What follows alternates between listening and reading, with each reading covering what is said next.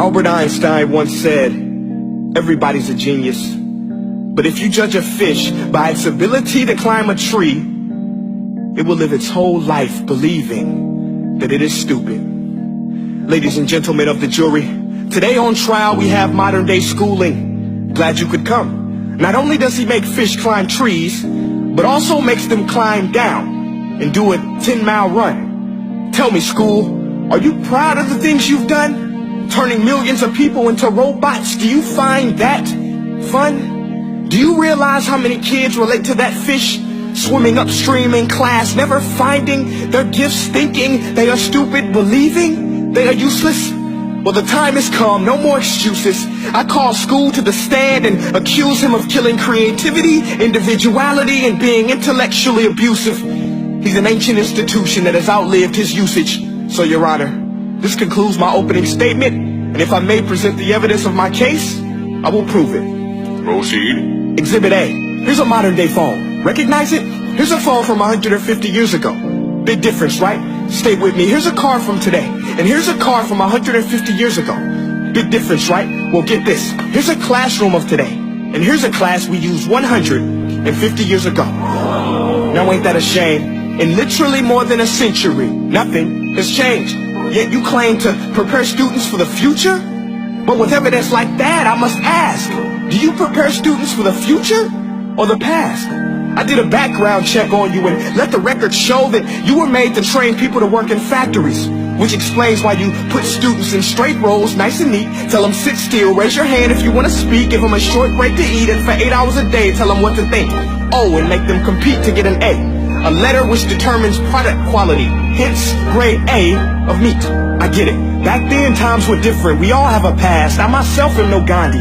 But today, we don't need to make robot zombies. The world has progressed. And now we need people who think creatively, innovatively, critically, independently, with the ability to connect. See, every scientist will tell you that no two brains are the same.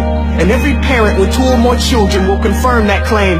So please explain why you treat students like cookie cutter frames or snapback hats, giving them this one-size-fits-all crap. Watch your language. Sorry, Your Honor, but if a doctor prescribed the exact same medicine to all of his patients, the results will be tragic. So many people will get sick, yet when it comes to school, this is exactly what happens, this educational malpractice, where one teacher stands in front of 20 kids, each one having different strengths, different needs, different gifts, different dreams, and you teach the same thing the same way?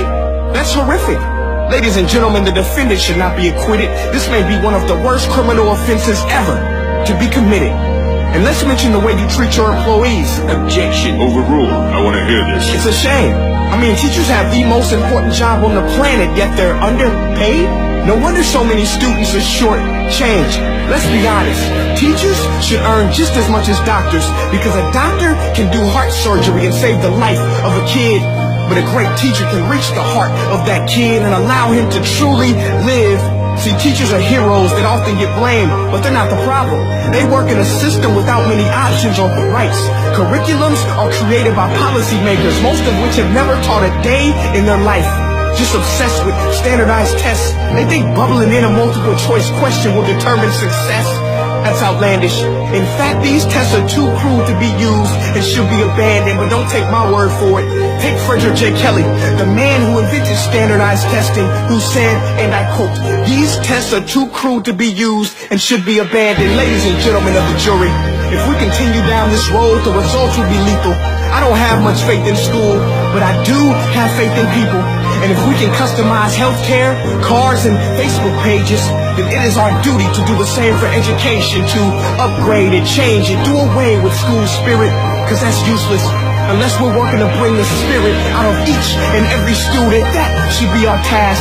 No more Common Core. Instead, let's reach the core of every heart in every class. Sure, math is important, but no more than art or dance. Let's give every gift an equal chance. I know this sounds like a dream, but countries like Finland are doing impressive things. They have shorter school days. Teachers make a decent wage. Homework is non-existent, and they focus on collaboration instead of competition. But here's the kicker, boys and girls. Their educational system outperforms every other country in the world. Other places like Singapore are succeeding rapidly. Schools like Montessori, programs like Khan Academy, there is no single solution. But let's get moving, because while students may be 20% of our population, they are 100% of our future. So let's attend to their dreams, and there's no telling what we can achieve. This is a world in which I believe, a world where fish are no longer forced to climb trees. I rest my case.